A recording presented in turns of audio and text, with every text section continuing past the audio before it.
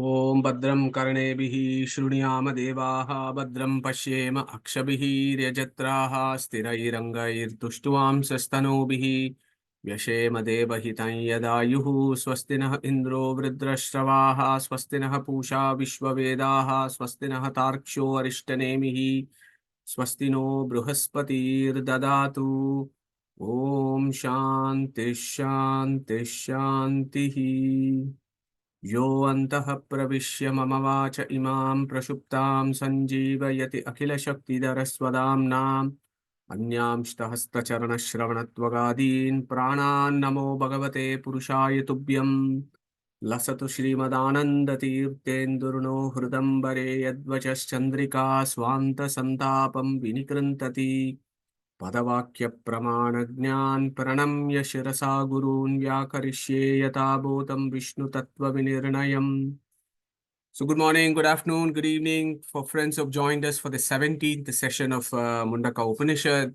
As you are all probably aware, our Mundaka Upanishad Chintana has been going on for about 6 months, and I think we are making a slow but steady progress, understanding the deep philosophy of the Mundaka Upanishad, which, as you also know, is also called Atharvana Upanishad. So the rishis for this Upanishad is Atharva, Angirasa, Satyavaha, Angirasa, Shuanaka, and all the acharyas. The Chandas, as you know, Atharvana Upanishad, it comes in Atharva Veda, which has got both Gadya and Padya, which is a riks and prose. So it's a combination of this, and the meter is Anishtub and other meters. And the key concept that we are discussing in this particular Mundaka is the Devata of this Upanishad, who is called Aksharanamaka Paramatma. So, Dvitiya Mundake Prathama Khandaha. So, what have we been doing? Tadetat Satyam, Yata, Sudiptat, Pavakat, Vishvulingaha, Sahasrashaha, Prabhavante, Sarupaha, Tata Aksharad, Vividaha, Somya Bhavaha, Prajayante, Tatracha Eva Apiyanti, Divyohi Amurtaha, Purushaha, Sabahyabi Antarohi Ajaha, Apranohi Amanaha, Shubro, Aksharat Parataha Paraha. So far we have done the first mantra where we looked at the fire, we looked at the kunda, we looked at the fire, we looked at the sparks that is coming out of the kunda. And in that contemplation, we understood how can we see Aksharanamaka Paramatma here in this kunda, in this fire. And what is the definition of this Aksharanamaka Paramatma? He who is the creator, etc. of the universe. Janmadhyasya yataha. How can we contemplate Janmadhyasya yataha in the kunda? Angirasa says, look at those sparks. Look at those sparks coming out of the kunda. So are the jivas that come out during creation. Okay, so that is the beautiful example that he says. And he says, Prajayante tatracha eva apiyanti. They come out of this kunda and they eventually fall back to the kunda. Okay. And there we understood that the sparks are different from the flames. And we also reviewed the various concepts of creation in various schools of Vedanta. Okay.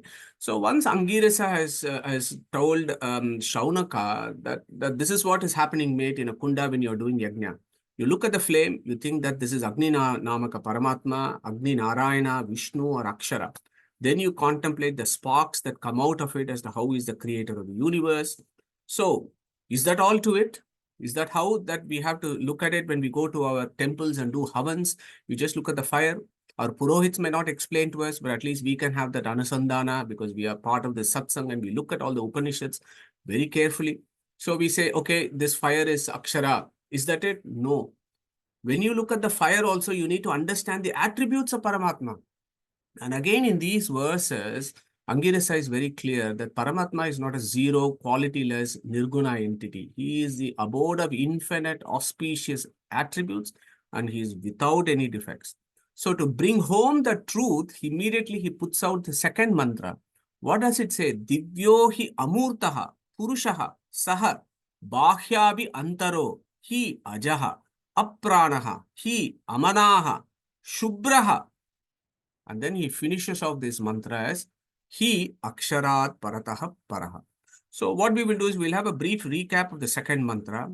then we will look at this. What is this Aksharat Paratah Paraha that Angirasa is saying? He's used Akshara thrice before. And here he's adding an extra adjectives here. And he says that flame is Aksharat Paratah Paraha. So we will understand what that is. And then is the beautiful verse, the third verse. Etasma jayate pranaha manaha sarva indriyanicha kam vayur jyotir apaha prithvi vishwasya darini.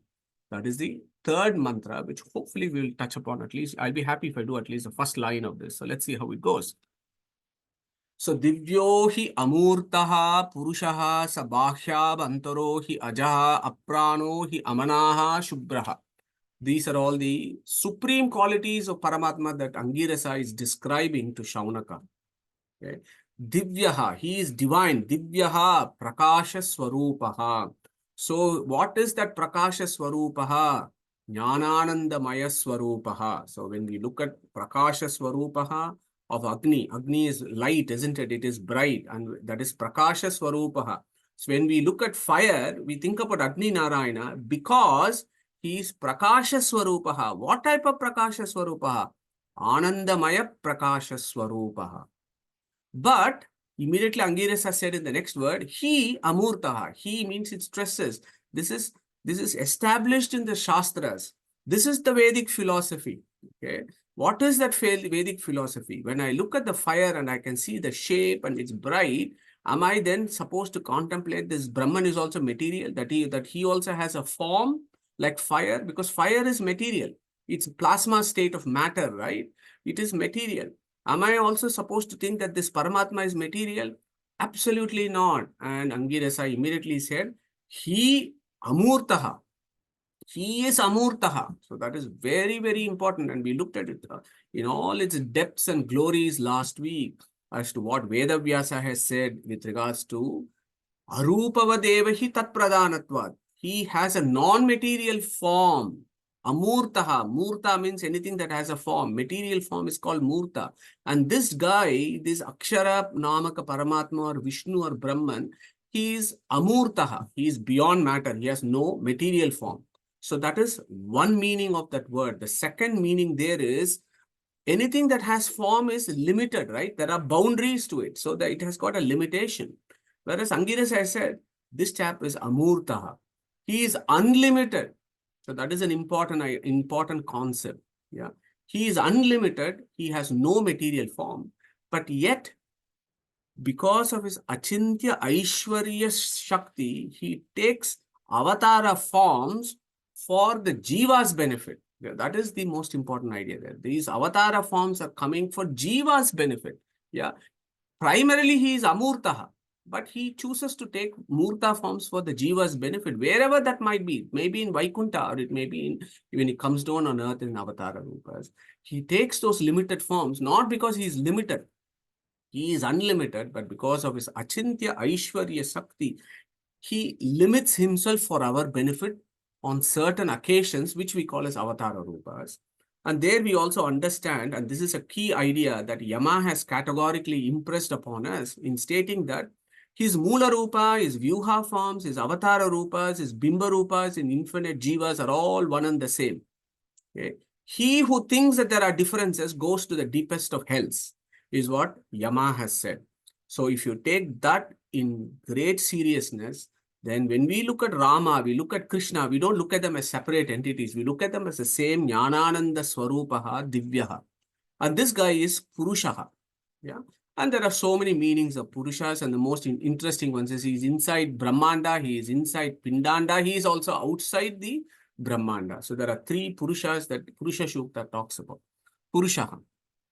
So to qualify that, immediately Angirasa says, Saha, this Vishnu or Brahman is Bahyabi Antaraha. He is outside and he is also inside. Again, bringing home that idea of omnipresence of Paramatma. And last week we looked at Ishavasya Upanishad and said, Ishavasyam idang sarvam. And in that Ishavasyam, we looked at Ishavasyam and Isha Avasyam as to how you can do the etymology there. And we understood that he is inside and outside. And again, Mahanarayana Upanishad says what? Antar Bahishta Tat Sarvam Vyapya Narayana Stitaha. Okay. So at that point, I just wanted to bring this interesting verse from our Catholic philosophers.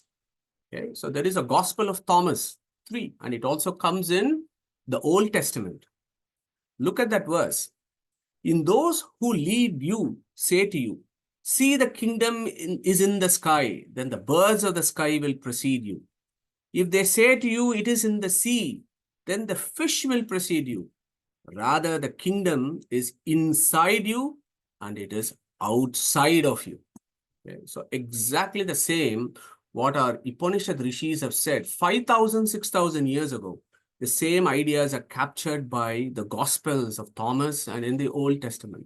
Sabahya abhi antaraha. The key idea of very many realistic theistic schools of philosophies worldwide. He is Ajaha. He Ajaha. He Shastra Prasiddha. He is Ajaha. You may ask, I have an origin. I am maybe my origin is from my father. My father is from his grandfather. And you can keep on going, father, grandfather, grandfather, and father, and so on. And then eventually you may go to Chaturmukha Brahma. And from Chaturmukha Brahma, you may even go to Narayana. And then some crazy guy can ask you, in that case, so who is Narayana's father? Okay. So that is not the view of the Vedanta. Vedanta is, that is why he is called Paramatma. He is Ajaha. He is unborn. Okay. So, and then after that, Angirasa said, he is unborn and he is Apranaha and he is Amanaha. And that we looked at it very, it's an interesting verse. Amanaha and Apranaha, names of Paramatma. Why? We folks, when we are in samsara, what do we have? We have all these 5 koshas, right? Annamaya kosha, Pranamaya kosha, Manonmaya kosha, Vijnanamaya kosha, and Anandamaya kosha. All these are material, and inside that is the jiva. Inside the jiva is the antaryami. Okay? That is our anatomy. Okay? What we are focused on, for those of us in the medical field, is we are just focused on the top one, Annamaya kosha. And our friends in psychiatry who are very much active participants of satsangs, they probably stop at Manonmaya kosha, maybe Vijnana and Anandamaya. Yeah. But this is our material covering. This guy is Amurtaha. He is non-material. Okay, so that is very clear. He is non-material. So to bring home the truth again, Angirasa says this Akshara is Apranaha. He doesn't have Pranamaya kosha, mate. But not only is that the idea there, the idea is also the contemplation is that this prana, this Mukhya prana is under his control and not the other way around. Okay? Prana is under the control of Paramatma and not the Paramatma under the control of prana. That is why he says Aprana. Similarly, Amanaha. Amanaha means what? He doesn't have Manonmaya kosha. And similarly, Manas is under his control. So who is Manas? Who is going to tell us very briefly who is the Abhimani Devata of Manas? Rudra. Rudra. Beautiful. Thank you very much. So, Rudra. So one is he doesn't have, this guy is Amurtaha and he doesn't have Manonmaya kosha. And at the same time, Rudra is his grandson. So he is not going to be under the control of his grandson. On the other hand, his grandson is under the control of him. Okay. So the Manas is under his control and not the other way around. So those are the two ideas that we get when we look at he, Amanaha, Apranaha. Now, this becomes also very interesting as you navigate these slides. The reason being, the same Angirasa in the next verse, he says Manaha and Pranaha. So I'll come to that in a minute. So we have done 6 and 7. Divyo hi amurtaha purushaha sabahya bi antaro hi ajaha apranaha hi amanaha shubhraha shubhra shubhram shukram shuklam. They are all synonymous. Yeah, they say the same meaning. Okay, pure, white. Shukla means white. Why? Because it's pure. What does the etymology say there? Shubhra. Shubhra means pure without defects. That's good. There is another meaning. Shubena ramate. Shubena means pure bliss. He is always enjoying. So he is somebody who has got pure bliss, but he's got no sorrow. And that is the meaning of Shukram. Shukram also means pure, but Shukram means Shoka Rahita.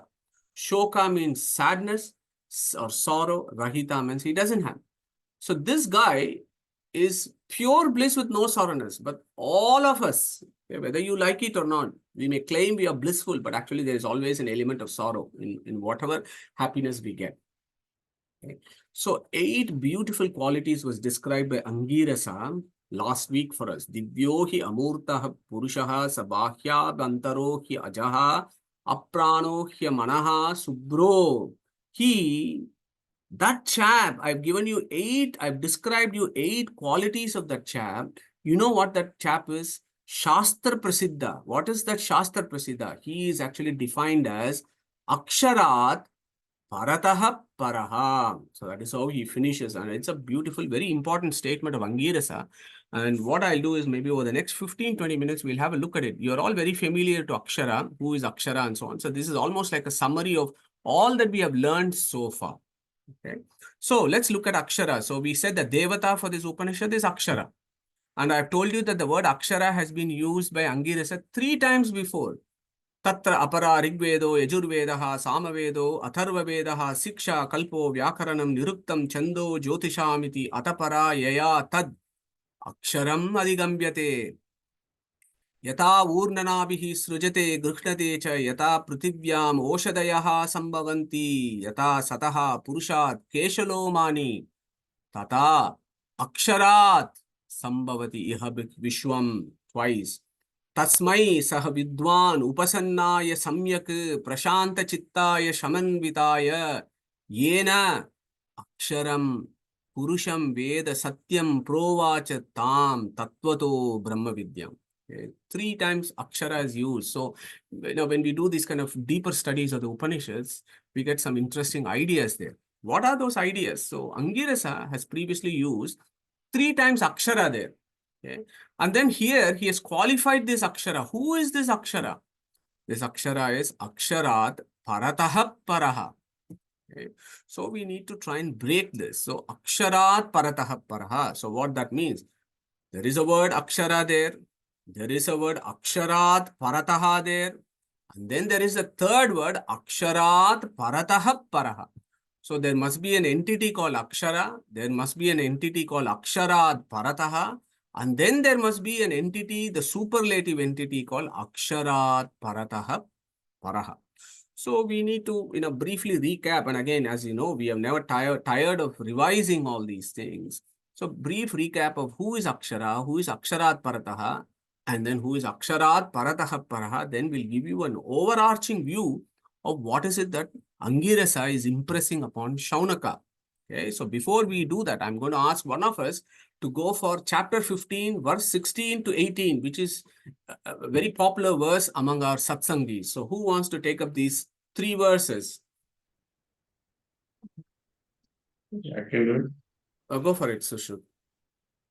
Vavimau purushau loke sharaschaksara eva cha sharasharvani bhutani kutastokshara uchyate uttamah purushastvanyah paramatmyetyudartah yo lokatrayamavishya pibhartyavyaya ishvarah यस्मात् शरमतीतोऽहम् अक्षरादपि चोत्तमः अतोऽस्मि लोके वेदे च प्रतितः पुरुषोत्तमः. Beautiful, Sushruti. Thank you so much. So, what is Kshara? Kshariratra, Ksharira Ksharanat Ksharaha. Okay. Jagat is also called Vriksha, Kshara, because it falls down. This body that we carry falls down. This material body falls. So in that category, we are all called Ksharas. Okay. You and me, we are Ksharas according to Veda Vyasa in Bhagavad Gita. Okay. After all, Veda Vyasa has documented what Krishna spoke to Arjuna, and Veda Vyasa has composed the Gita, and he has said, Jivas are Ksharas. Primarily, because they always have this material body that they shed with every cycle. They go from birth to death, and so on. So they are called Ksharas. Okay. Then he said Akshara. Okay. So Akshara Evacha, he said here. So we have to put the Samanvaya is beautiful here. We have to get all the scriptures here and understand what is it that Veda Vyasa is doing in all these various scriptures. Yeah. So here in the second, he said Akshara. Kutasto akshara evacha. So he's given a singular there. So that akshara, a plus kshara, imperishable, indestructible. Eva, always, only. Okay. Cha, also superior, inferior. Those are all the meanings. So go back to our chapter, Gita chapter 15, Chintana.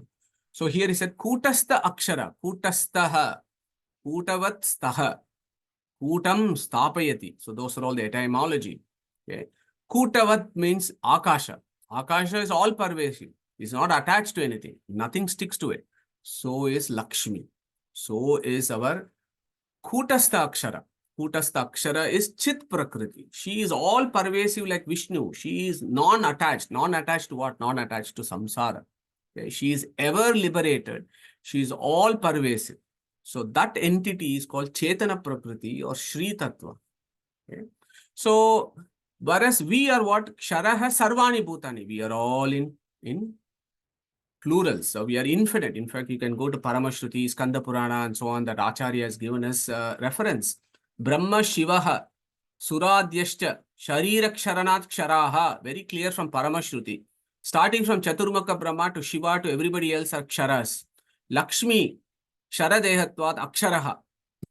Lakshmi is Akshara. Tat Paro Harihi. There is another entity beyond Lakshmi that is called Harihi in Paramashruti. Similarly, Skanda Purana also says the same thing. And this guy, Tatparo Harihi, in the 18th verse, he celebrated as Purushottama. Okay, so that is the Akshara philosophy in the Gita. Okay, so when you look at this, the ontological positions of all of existence as per Gita, Ksharas, from Chaturmukha Brahma, Rudra, all of us have a type of body and we shed this body. At some point, we lose this body. So we are Ksharas. But there are liberated jivas. Okay, so we had to qualify this.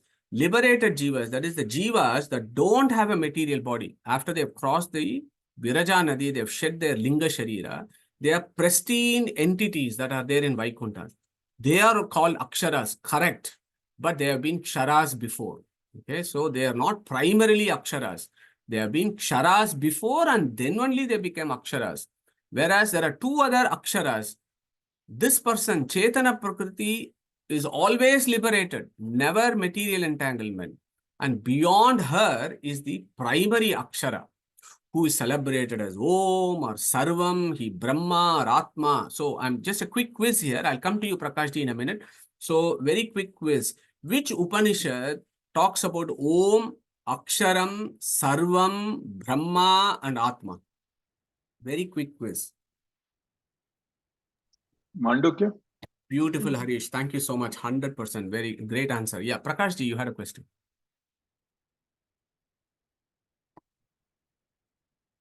Namaskara, Vajay.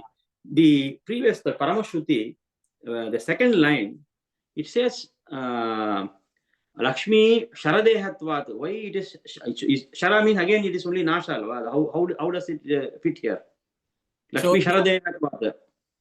So my understanding there is Lakshmi Ksharadehatvat Aksharaha means the way I have understood this. Maybe a few other folks can come into it.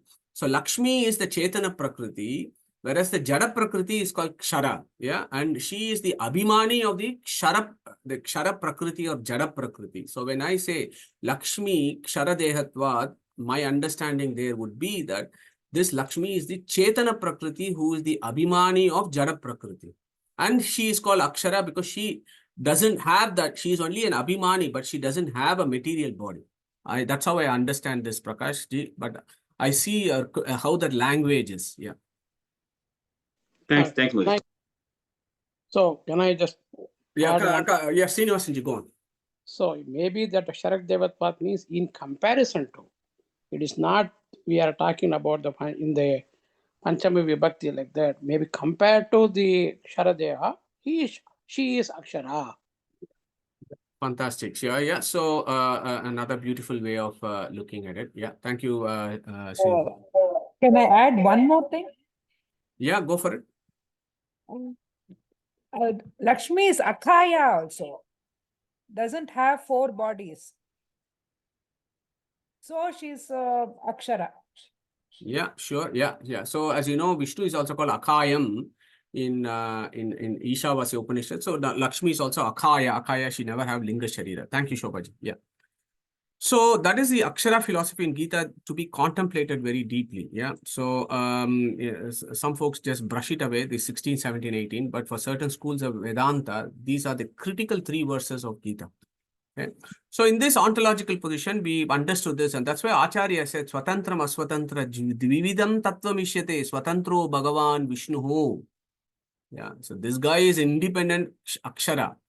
Kutasto Akshara is all pervasive, but she is dependent. And then all Ksharas who eventually become Aksharas, but they are always dependent. Okay. So these 2 guys, this Aksharas and Kutasto Aksharas are always dependent on Paramatma.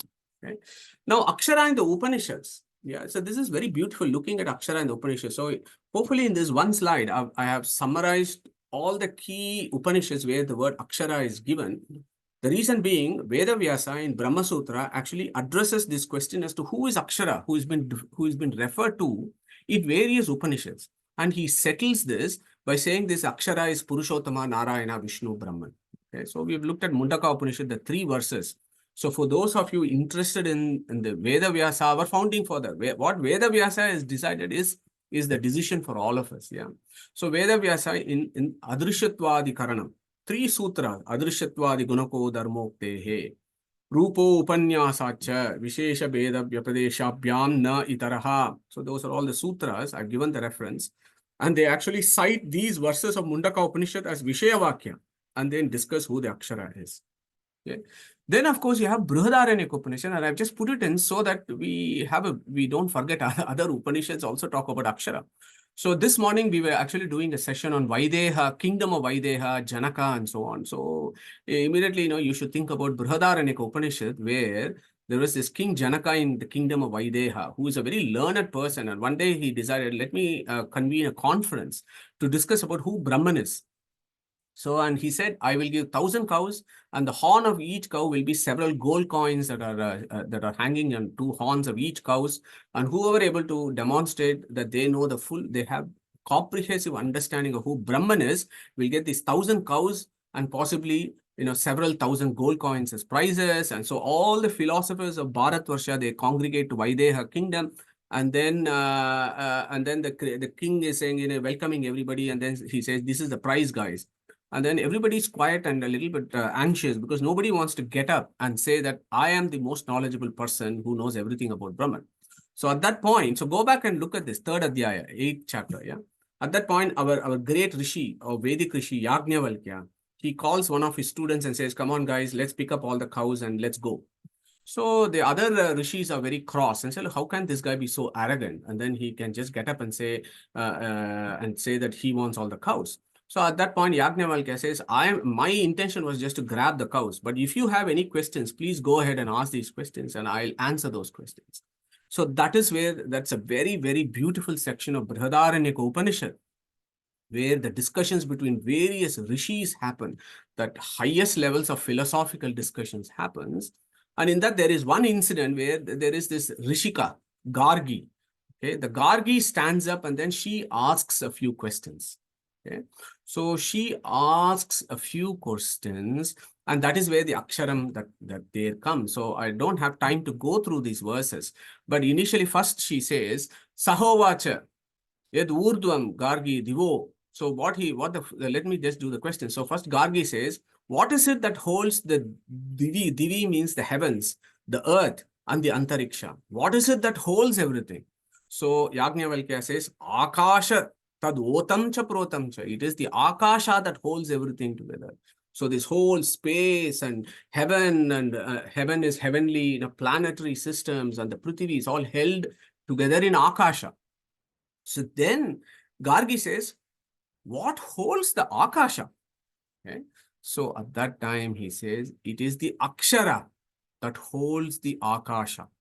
Okay. So that is the view. So the first one is the Jada Prakriti. So the heavens and the Akasha and the Prithvi are all the Jada Prakriti. Akasha there means Lakshmi, Chetana Prakriti. And then what holds the Akasha is Akshara. So that is the deeper philosophy of the Brihadaranyaka Upanishad, where this Akshara, it's called Akshara Brahmanam. Okay, just go and check it out. Akshara Brahmanam, there is a chapter talking about Akshara, that is a discussion between Gargi and Yajnavalkya. And it goes to the philosophy of Akshara. So to settle that, our Veda Vyasa has given Aksharadikaranam. Aksharamam ambaranta dritehe. Ambara means sky, akasha. Aksharam ambaranta dritehe. Sacha prashashanat.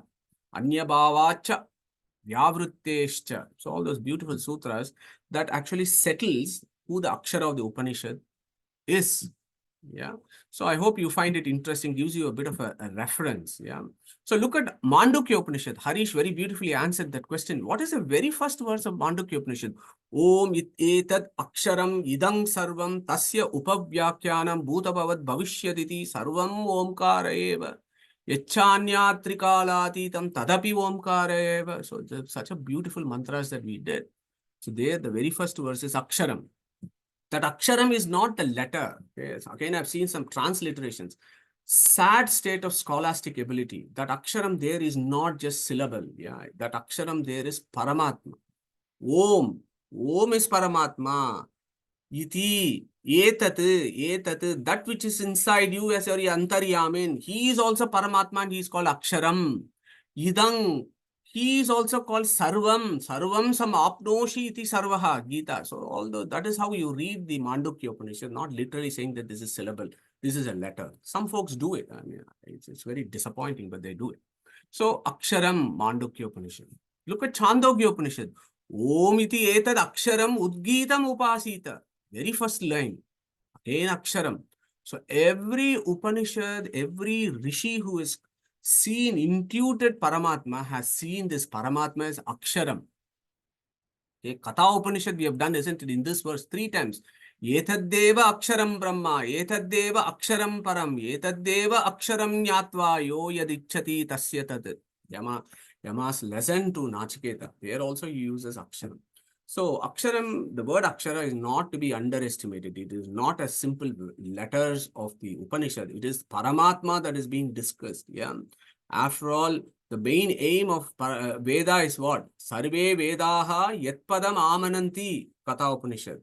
Every word talks about Paramatma, including Akshara. Okay. So now, having had that background, we come to this. What did Angirasa say? Divyo hi amurtaha purushaha sabhakya bi antaro hi ajaha aprano hi amanaha shubro hi aksharat paratah paraha.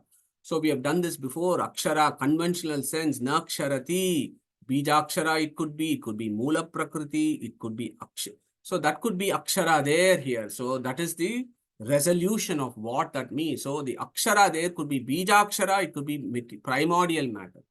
Whereas aksharat parataha is Lakshmi or Chetana Prakriti. Whereas aksharat parataha paraha is Vishnu there. Okay, so this, when I say akshara in Upanishad, I mean the highest akshara. Yeah, that is the Parama Mukhya Vritti as we call it. The Parama Mukhya Vritti is aksharat parataha paraha, who is Vishnu himself. When you look at conventional, Rudi Artha, Naksharati, imperishable. When you look at etymological, Ashnute iti aksharam, that which is all pervasive. So what is all pervasive? Space is all pervasive, which is akshara. Lakshmi is the Abhimani of Abhyakrita Akasha. She is Chetana Prakriti, so she is aksharat paratah paraha. Whereas this independent Brahman or Vishnu controls all this, so he is aksharat paratah paraha. When you look at Ashnute iti aksharam. Now, when you just look at Akshara, you can say liberated soul or Lakshmi, or controlling these is Vishnu. So there is no problem there. Aksha plus Ra. Aksha means what? Aksha is our Indriyas. Inside our India, he is the enjoyer of everything. Lakshmi is an enjoyer of everything also, but she is dependent. Vishnu is independent enjoyer. A plus Ksha plus Ra. A and Ksha are the first and the 51st letter of Sanskrit, Vedic Sanskrit. And he is celebrated and enjoyed in the Vedas. Okay? Akshara. And why? Because he is Sarva Shabda Vachyatva. Every letter, word, sound of the universe only celebrates the greatness of Brahman. So, in the highest sense, it's Vishnu. Adhikam Ksharanti fulfills all our wishes, including the highest Purushartha, which is Moksha, which can be conferred only by Vishnu. So, he is also called Aksharat Paratah Paraha. Okay. So now when you resolve it with the philosophy of Gita, then what happens is Chaturmukha Brahma and everybody are Aksharas. Lakshmi is Akshara, Mula Prakriti, and in this Upanishad, she is celebrated as Aksharat Parataha. She is higher than the Mula Prakriti. And highest among the everything is Aksharat Parataha Paraha, who is Vishnu. Okay? So what I've attempted to do here is, by going back to all that we have done so far, and taking this particular verse, Aksharat Parataha Paraha, when you contemplate on this Aksharat Parataha Paraha, actually, we have contemplated the entire Vedic philosophy. This is what we have done here, Aksharat Parataha Paraha. When I remember that word, I'll remember all these entities that exist in the universe, all of existence, and I'll remember 16, 17, 18 of Gita, and understand that this Aksharat Parataha Paraha is Vishnu himself. Yeah, Brahma Shabdashta Vishnaveva. So then the next question is, so once we have understood this verse, the second verse, of how Angirasa now is saying, when you look at that fire and you're doing that contemplation, you need to be thinking about who this Paramatma is. He is Divyaha, Amurtaha, Purushaha, Sabhya, Vyantaraha, Ajaha, Apranaha, Amanaha, Shubro, Hi, Aksharat Parataha. He is not a useless zero nirguna entity, period. That is not what Angirasa has said. He is actually celebrated this Paramatma as an abode of infinite auspicious attributes. Yet some folks think that Brahman is nirguna and useless zero, absolutely zero entity, does not even know he exists. Okay, so I really wonder how that is possible from Angirasa's philosophy in Atharva Veda. Okay. Let's park that idea there and then come to what we are trying to understand with what Angirasa is teaching us. Because at the end of the day, we need to get into Shuanaka's shoes, right? It's Shuanaka who is learning from Angirasa, and we need to sit with Shuanaka and understand what Angirasa is saying. So immediately what Angirasa is saying is, in the very next verse, he is actually addressing this very important question. How does this Aksharat Parataha Paraha create?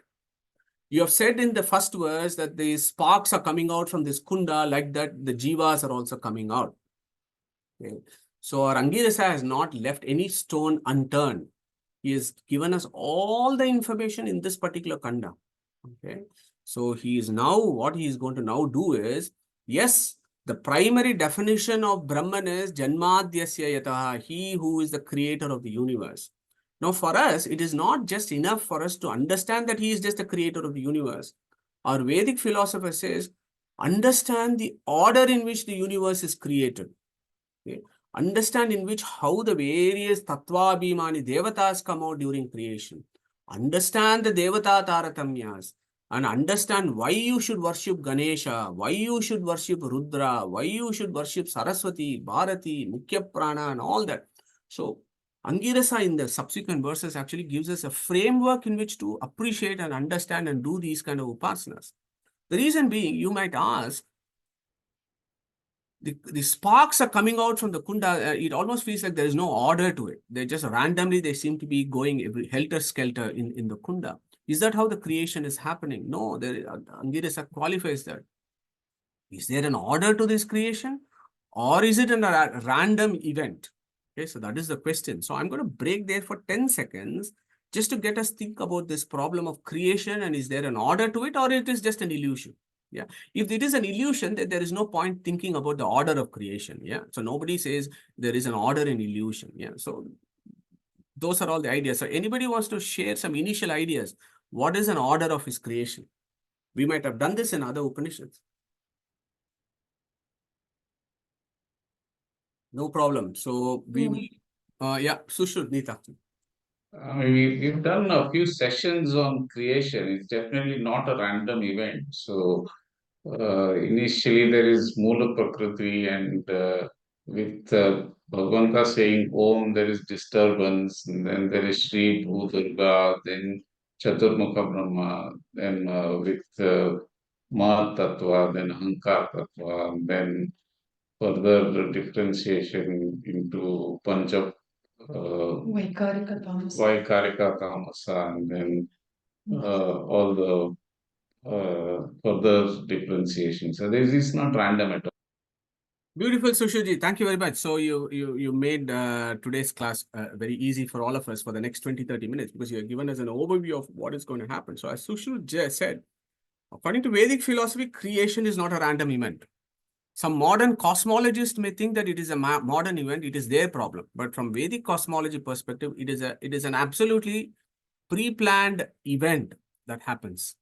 Okay, and that is exactly what immediately Angirasa says. Yetasmat jayate pranaha manaha sarva indriyani cha kam vayur jyotiraapaha prithvi vishwasya dharini. Okay, so that is the verse. Let's see how it takes. We got 20-25 minutes to go through at least some words in this particular line. Okay, the order. Okay, so what is the order or the scheme of creation? So I'm just going to, in this slide, I'm just giving you an overview of how to approach this verse. Okay, so this is what the Vedic philosophy is. The order of creation. Jadavastus are created first. Then the preceding deities of those Jadavastus are born. Then the physical body of that presiding deity is created. Then the Antaryamin, who is inside the presiding deity, propels everything. Okay, so that is the basic fundamentals of Vedantic philosophy as to what happens in creation. Okay, remember this. 4. Once Jadavastu, then the presiding deity of the Jadavastu, then the physical body of that presiding deity, and then the Antaryamin, who is the Paramatma, who is inside that presiding deity, who propels onward jobs of these presiding deities. So that is the 4 sequence. And you should never forget 2 sutras of Veda Vyasa that deals with this in great detail. Abhimani Vyapadeshastu Visesha Anugatibhyam. Whenever there is a Jada Vastu, there is always a conscious principle behind this called Abhimani Vyapadeshastu Visesha Anugatibhyam. Okay, that is one important set of sutras. Then in the first Adhikarana, there is Antaryami Pranadhikarana. This is the one of the most important sutras. Pranastata Anugamat. So the whole of cosmos is pervaded by Brahman is what the discussion there in that particular sutra. So check that out. Antaryami Pranadhikarana. So then you have another important formula that you have to adopt to understand what is it the Vedas are saying. Antaryami yadi deivadishu taddharma vyapadeshat. So again, Veda Vyasa in Vedanta Sutra has given this formula. This is what this is. Antaryami inside the presiding deities. And there is, of course, there is an Antaryami Brahmanam, like Akshara Brahmanam. There is an Antaryami Brahmanam. Okay. Yap prithivyan trishtan prithivya antaro yam prithvi naveda yasya prithvi shariram yap prithvyam antaro yamayati eshata atma antaryami amrutaha. So there are 20 different verses here that talk about the various antaryamitva of Brahman. Yeah, beautiful Brahmanam of Brihadaranyaka Upanishad. And of course, Taittiriya Upanishad, what does it say? As Sushruta said, it is not a random event. So akamayat bahusyam prajayeya iti. Brahman said, let me create. Sa tapo atapyata. He meditated. His meditation is full of jnana. Sa tapas taptva idang sarvam asrujata. Then he created everything.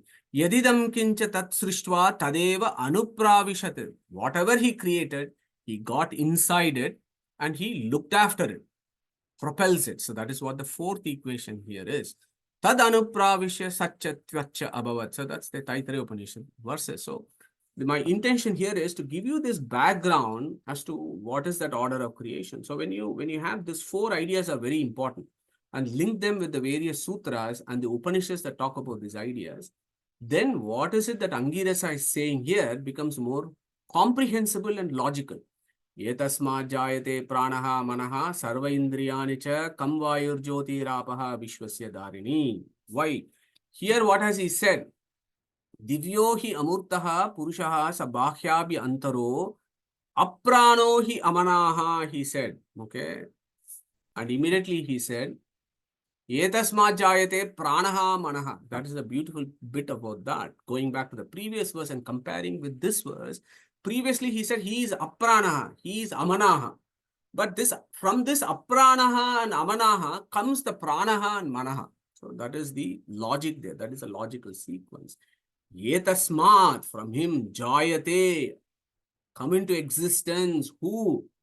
All these entities, pranaha, manaha, sarva indriyani chakam vayur jyotiraapaha prithvi vishwasya dharini. Try and memorize this. So before we actually go to the main verses, let us do a quick basics of creation, Jadavastu. Sushrut very beautifully mentioned that, right? So what are the Jadavastus? And I put them I put them whatever I can in bold here, okay? So Mula Prakriti is Jada. Then of course the Chetanas, will come to that, Sattva, Rajas. Mula Prakriti, what happens when this guy says, Om Atataha, Mula Prakriti, vibration, Sattva, Rajas, Tamas, the modifications of Mula Prakriti happens. Then a portion of this becomes the Mahat Tattva. Portion of the Mahat Tattva becomes Ahankara Tattva. Ahankara Tattva then differentiates into three, Vaikarika, Tejas and Tamasa. They are all subtle matter. The Vaikarika component of matter becomes the mind stuff. That has got 5 components, right? Manas, Buddhi, Ahankara, Chitta, Chetana. The Tejasa component of Ahankara becomes Indriyas. What are those? Karma Indriyas and Jnana Indriyas. Vak, Pani, Padam, Payu, Upastha. Jnana Indriyas, Shrotra, Tvak, Chakshush, Rasana and Grahana.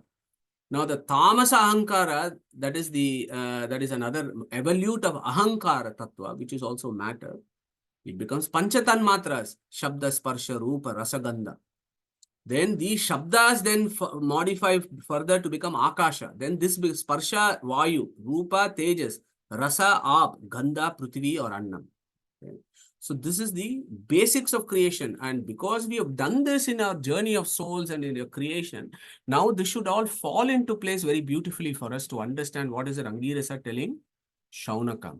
So the first thing that we have to understand is the evolution of Jada Prakriti or matter, which is amazing because it is perfectly scientific. Yeah, it is perfectly scientific if you take about the cosmology of the modern times as to how there are all this primordial matter and then how it differentiates into grosser and grosser things. The most grosser things is what we call as Panchabhutas, Akasha, Vayu, Tejas, Apan, Prithvi.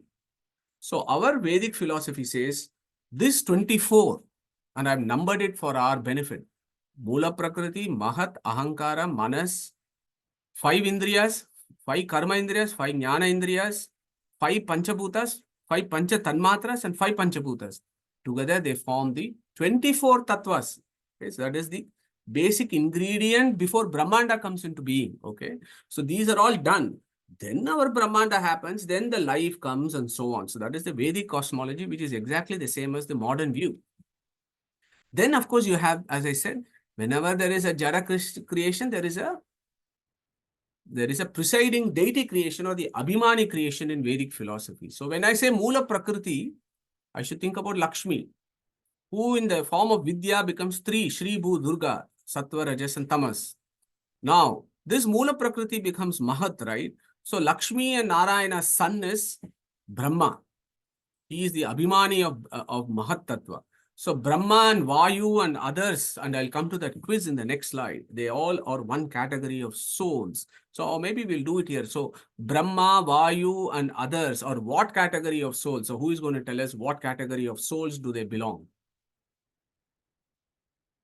Quick quiz. Parashukla Parashukla Trayas are these 3, Prakashji. But Brahma and Vayu as category of... Rujugana. Ruju. That is Ruju. Yeah, beautiful. Thank you, Srinivasanji and Prakasha. Rijugana. Okay, so this we should never forget because the creation is eternal cycles, isn't it? And I've got a quiz coming as to how many Chaturmukha Brahmas and so on. And again, we were discussing in another forum this morning.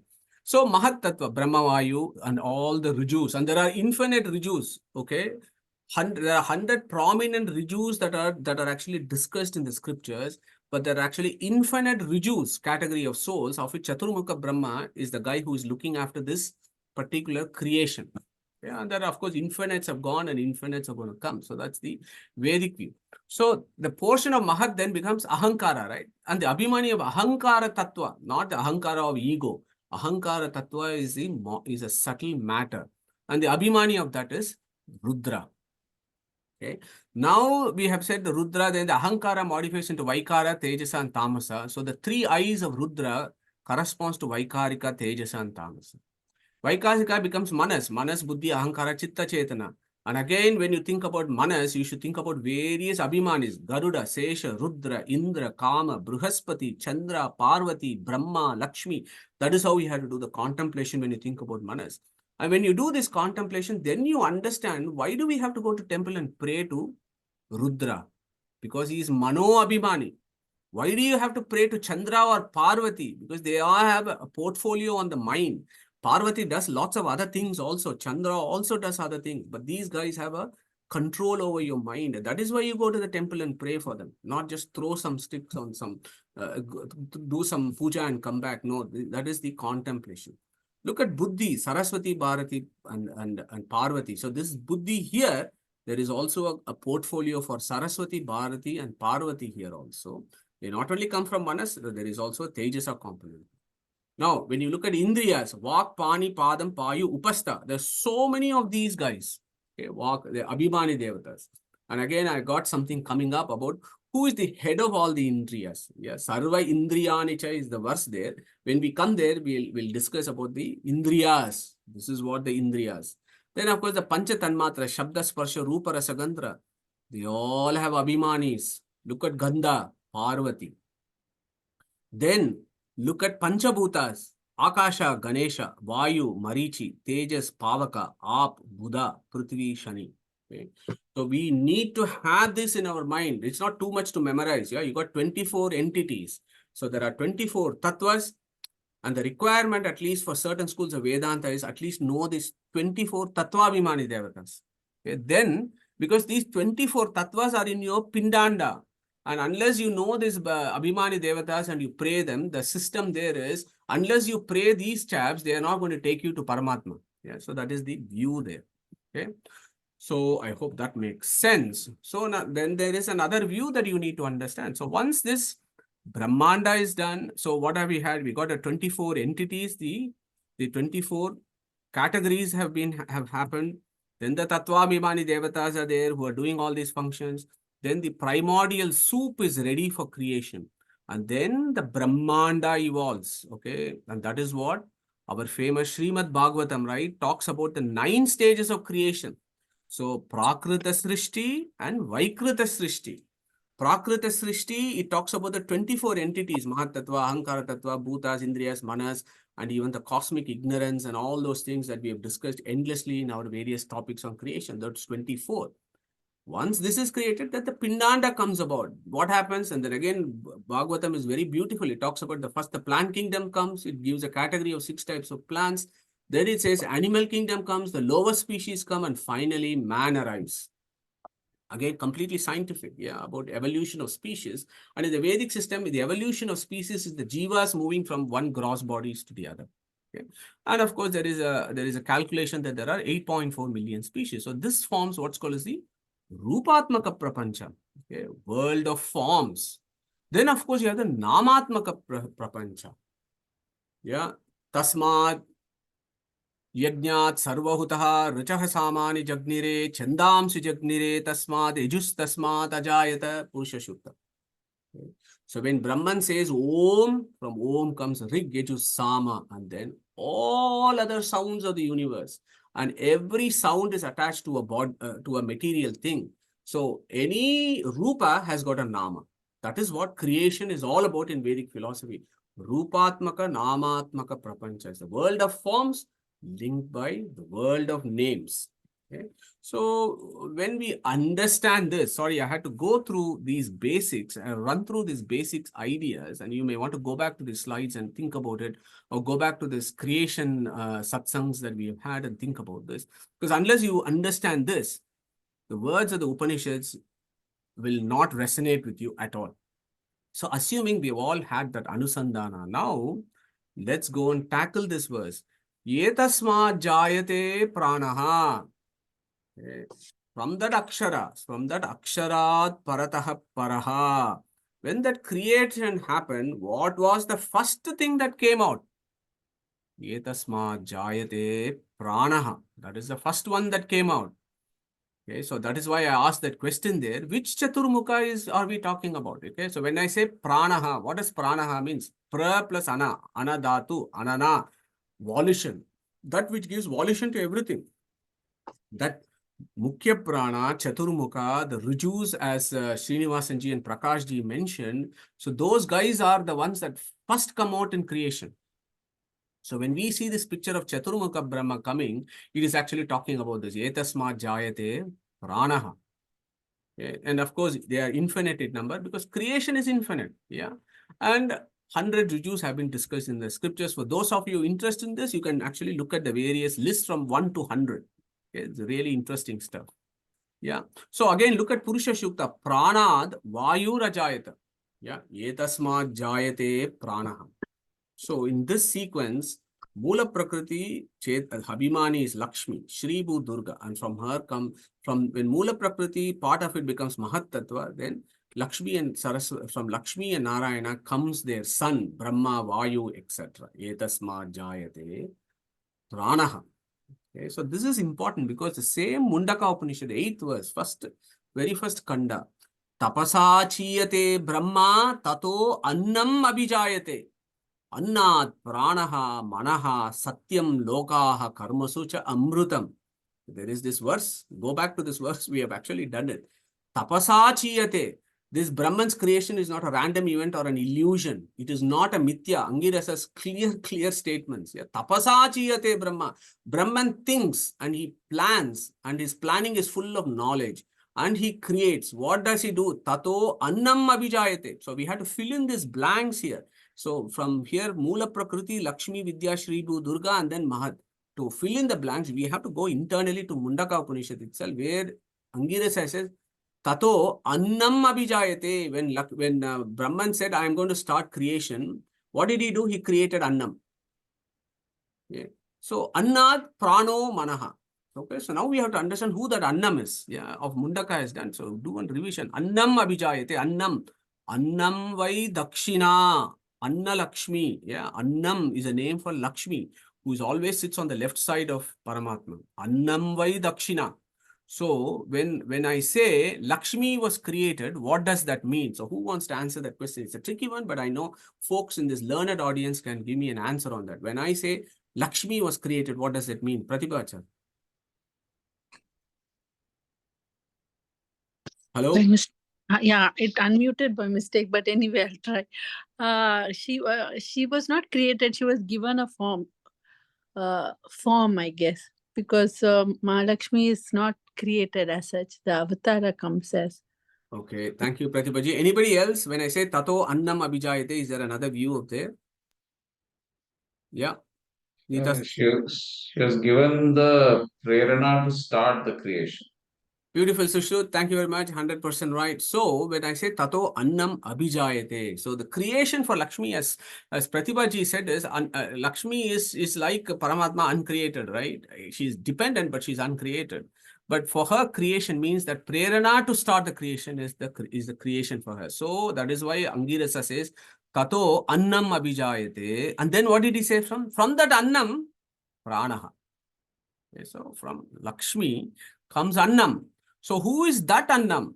Atinadad Annanama Chaturmukaha. Okay, so Annam is also a name for Chaturmukaha. Atinadad Annanama. So you can look at it in so many. So Annad Pranaha. So what does it mean? Annad Anantaram Pranaha. So in that sequence, Brahma Vayu, so that is how you read this, the subtleties of that. Chaturmukha comes first. Immediately after Chaturmukha comes Prana. Then after Prana comes Ahankar, which is Manaha. Okay, so this is the sequence of creation that Angirasa is giving, and this is Shastra Prasiddha. Okay, so the reason why we are discussing all this Abhimani is not because some Acharya has created all this. No, our founding father Veda Vyasa has actually done 2 sutras addressing this issue. Tata Pranaha Om Apaha. So he has given all this, say that this is the sequence, guys. And if you're serious about Vedic philosophy, we need to understand the sequence so that then you can approach the Devatas when you go to the temple based on their Taratamyas and understand that they are the supreme Vaishnavas and that we pray to them so that they guide us and make us the pure Vaishnavas to reach Vaikuntha, the abode of Vishnu. Okay, so that is the view there. So, Etasma Jayate Pranaha, then Manaha. So, I'll stop there. Today, I'll finish Manaha and stop. Okay. So, who is this Manaha? And as all of us now understand, Manaha is the Ahankara Abhimani or Rudra. Okay. So, here is the beautiful thing here. So, the order is very scientific, okay, from Angirasa. Etasma Jayate Pranaha Manaha. Prana and Manas, okay, so they're all control of internal indriyas. Okay, so mind is an internal sense organ. Okay, Mahat Brahma, Chaturmukha Brahma is actually controller of your Chitta and Chetana. Rudra is the controller of his Manas, Buddhi and Ahankara. Chitta and Chetana comes to the Chaturmukha's portfolio. So these 5 components of the minds are internal indriyas. They're the internal sense organs of us. Okay. So those internal sense organs are controlled by these 2 guys under the control of Lakshmi, who is under the control of Narayana. So that is the contemplation. And when we place the previous verse of Mundaka, Annat Pranaha, and then after Manaha. Okay, and then of course, after Manaha, there is this beautiful verse, Satyam Lokaha. So this Rudra, then with all his, Vaikarika, Tejas and so on, Angirasa says he creates a real universe, Satyam Lokaha. And again, I don't know how some folks can think this is Mithyam Lokaha. No, Angirasa has not said Mithyam Lokaha. He said Satyam Lokaha. So watch the words. I don't know how folks can slip, but they do, which is again their problem, not ours. So Rudra then starts the creation. Yeah, that is the importance of Rudra. Rudra is one of the greatest deities of certain schools of Vedanta, where he has to be worshipped because he starts off the creation. All the Panchatanmatras, the Indriyas, the Panchabhutas, everything actually he looks after that. Okay, he is an amazing Devata to be worshipped, not to be underestimated in the Vedantic system.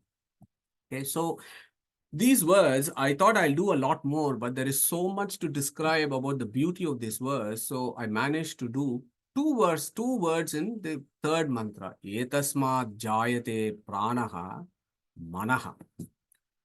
So all the internal indriyas. Next week, what we are going to do is, that is beautiful. Sarva indriyani chakam vayur jyotir apaha prithvi vishwasya dharini. And he closes the sequence. So if we memorize the third verse, and we go back to all our sequences of creation, then we have actually understood the Vedic cosmology and the Tattvabhimani Devatas like Chaturmukha, Saraswati, Bharati, and Brahma, Vayu, Rudra, Parvati, Indra, Varuna, Surya, Chandra, Brihaspati, Pravaha Vayu, Ganesha, and all those chaps who are very popular, some of whom are very popular in the modern day temples. We get them all in the right perspective of how our rishis have taught us for Upasana. Okay, so we will do that in the next class. And thanks for joining us this week. So any questions, we can take it up, as you know, lots of slides coming up for the next session. So any questions at this point? Madhusudan ji, namaskara. This is Venkatesh. Can you hear me? Yes, Venki, yeah, go for it. So it's a little bit interesting. The way you're describing is the gross body or the jada is created first, and then the Abhimani is created, and then Antaryamin enters. I would have thought it would be the other way around, that the Antaryamin was there, and then the Jiva, Antaryamin, right? And then the body would be created around them, and then the Jada would be created around them. But it seems like it's upside down. I thought it was very interesting in one of your slides that you talk about. Yeah, beautiful, beautiful. Yes, that is not to be underestimated, Venkiji. Thank you very much. So, akamayat bahusyam prajayeti sa tapo atapyata sa tapastaptva idam sarvam asrujata yadidam kincha tat srishtva tadeva anupravishata tad anupravishya. Taittiriya Upanishad, the sequence is very clear there. So he creates and then he pravesha. So I think the anusandhana there for us is, you are absolutely right. We cannot say that when the Jada was there, Paramatma was not there inside it. Yeah. He is always there. There is never a point where he is not there. But it is just that it is for our contemplation to understand that this Antaryamin then propels, so Satta, Pravruti, and Pramiti, as the Acharya has described. So the Paramatma gives reality to these entities. He gives them their objecthood of knowledge, and it gives them their volition. Satta, Pramiti, and Pravruti are the 3 things that he is doing after he has Anupravishate. So, Srinivasanji. Just to kind of add, see, the thing is, the concept of Antaryami means there is already an underlying Adhisthana. Without an Adhisthana, there is no concept of Antaryami. So hence, if Antaryami has to be there, the Adhisthana has to precede that one. So hence, and then when you say Antaryami means Sarva Bhutani, means it is both the Jada and Chetana. So hence Jada has to come, and the controlling deity comes, and then the Antaryami kind of propels. It kind of made sense to me. So that is how I look at it. Yeah, thank you. So Also, one more thing I want to add there is Tat Srištva Tadeva Anupravishate. By creating that, he enters. That means if to create that, you should exist. So he's there before precedes that. So that is also understood implicit. That's what I thought. Yeah. So the there's never a point where he never exists at all. He's there everywhere, and you're right. He just brings it. So this is, let's not go deep into it. So there is one particular the creation. For example, in Acharya's philosophy, is called Para Adina Visesha Aptihi. So that is the creation, right? Paradina Visesha Aptihi, of giving that extra, Visesha for creation and so on. So go and check those words out. Para Adina Visesha Apti and Abhutva Bhavanam, 2 types of creations that is described. For here, if you take that kind of idea, so the Paramatma is already there. So again, Venkiji, look at this Antaryami Brahmanam. It actually gives the etymology of what Antaryami means. Antaro Yamayati. So Antaro Yamayati Yeshata Atma Antaryami. So this guy is Antara, inside. Yamayati, controls. Yeah. And then that is why he's called Antaryamin. So that is also comes there. So yes, your a beautiful discussion. It's interesting, but Srinivasanji mentioned that he's always there everywhere. Even in Andatamas, he is there, and he is also there in Moksha. He's there everywhere, controlling everything else. One other thing that I was thinking as was this, there is this concept of Paurvapariya Vipariyaya, which means it is so much guaranteed that Antaryami is in that they mention the Antaryami last. So in other words, the king is so skilled that he didn't even run his sword, but the enemies were killed, right? What it means is that the Lord is going to be Antaryami, and it's so much guaranteed that they mention it very last, because it is already like, Parva, it is mentioned. So those were all the thoughts that were coming in, but it's a very, very interesting view. Thank you. Thank you, Venkiji. So we got a new friend who has joined us, Pannaga Shri Pakkaji. Thanks for joining us. Yeah, go for it.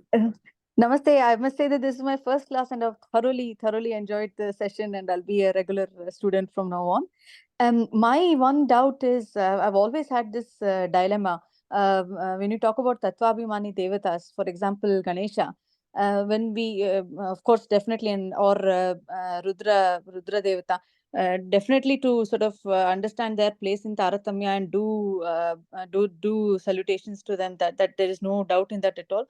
But the underlying concept is also that they are not swatantra on their own, and it is Sriman Narayana standing in them, receiving the prayers that we, or who gives, for example, in Ganesha as Vishwambara Murti, or as Rudra, or in Rudra Devru as Sankarshana, and who gives them the power to do the roles that they have. So is it doing namaskara to them with that gnana, ultimately that it is reaching to Narayana, or praying them and with the hope that they will pass it on to Paramatma? That's always my dilemma. So I think very beautifully put. I think it's both, in the sense that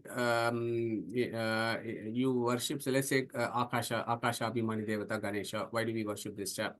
Okay, you worship him, says the Vigna, he'll remove all our Vigna and all that. He is Akasha Abhimani. Akasha's guna is sound. Sound is the Veda. So without Vedas, we can't understand him. So without Ganesha, we can't know the Vedas, for example, because the sound waves have to travel. We have to hear it through our ears, etc., etc. So the philosophy we can keep discussing that. So in one sense, in that Taratamya, we as souls, although some of us may be Manushottamas, we are still the dust. We are the smallest of the smallest of the smallest in the grand scheme of the universe. So we always look up to our folks who are higher than us. And then, I mean, in Mohandas Prabhu, who one of our friends in this group, he would say, I am Daso, I'm the servant of the servant of the servant. Yeah. So if we take that approach, then Ganesha is our guru, and we pray to him and say, look, teach me proper things so that I can go to Vishnu. So that is one. Then the other view, as he said, Antaryami Yadi Daivadeshu Tad Dharma Vyapadesha. So even in the Ganesha, there is this Antaryamin who is called Ganesha. That Antaryamin is called Ganesha. That is why this guy is called Ganesha. That Antaryamin is called Vishwambara as discussed in Mandukya Upanishad, and that is why this Ganesha is also called Vishwambara.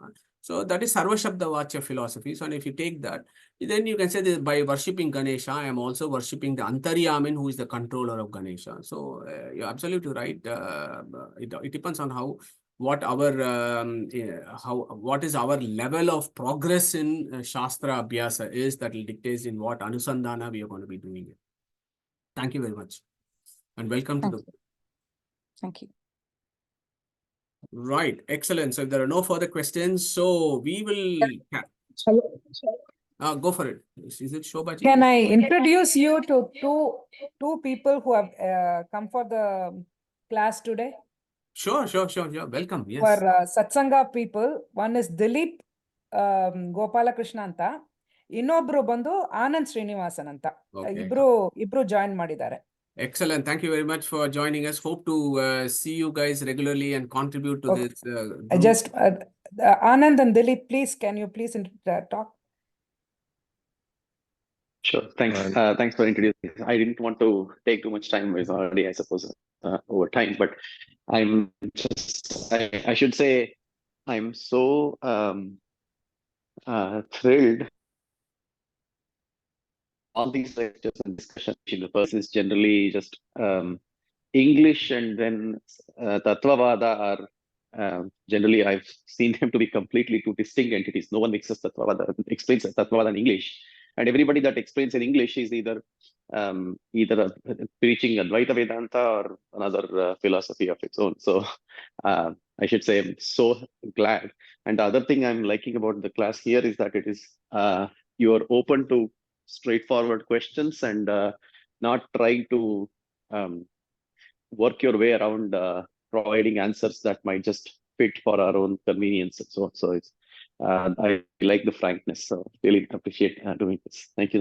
No problem, Dilesh. Thank you very much. So I think that your positive feedback actually goes to the rest of the satsang that we've been doing this for about 4 years. So Dilip is from California. Okay, very good. Yeah, welcome, Dilip. So yeah, so this is, I think this credit goes to our satsang, Dilip. So I'm glad that you have joined now. We have been doing it for about 4 years now, and this is our 5th Upanishad Chintana that we are doing. So may you continue with us for a long time. Pragnesh ji. Yeah.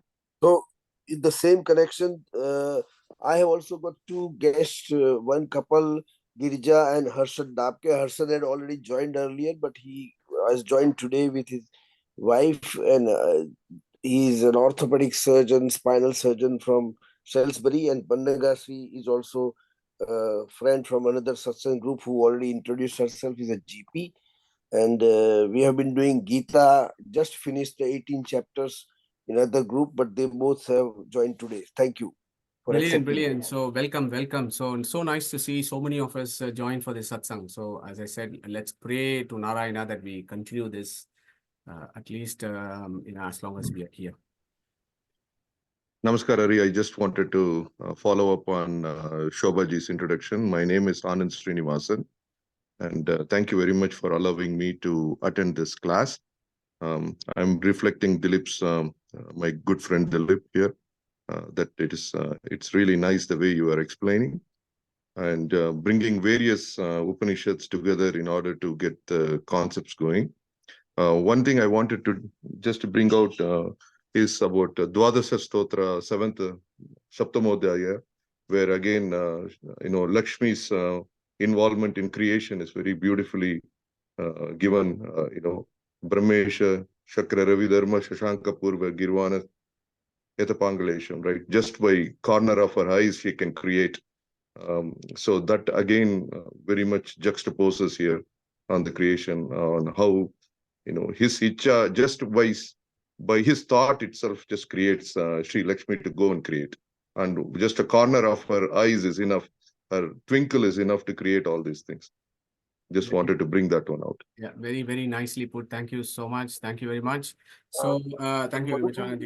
Yeah, Girija ji. This is Harshad and Girija. Thank you to you for having us on this group, and I'm grateful to Pragnesh ji for adding us. We are fairly new, and there is and feel very privileged to join this group. There's lots for us to learn. So we look forward to further classes. Thank you so much. Yeah, fantastic. Namaskara. Yeah, excellent. Namaskara. Yeah, and very nice to hear from you and all those kind words. And as I said, everything goes to the whole satsang group. Yeah, thank you. Right. On that note, Harish ji, take us through Om, and we'll close today's session.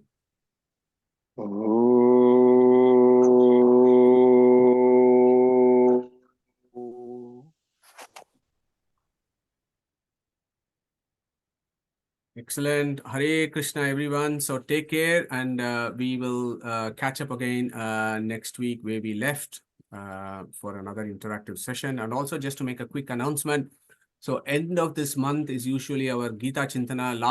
This February, many of us were traveling for a couple of weeks, so we couldn't do it. So our apologies, but we'll carry on with our Gita Chintana end of March. And there is an exciting program because we've spent Anand Kulkarni took us through 3 sessions of actually going through chapter 2 of Bhagavad Gita.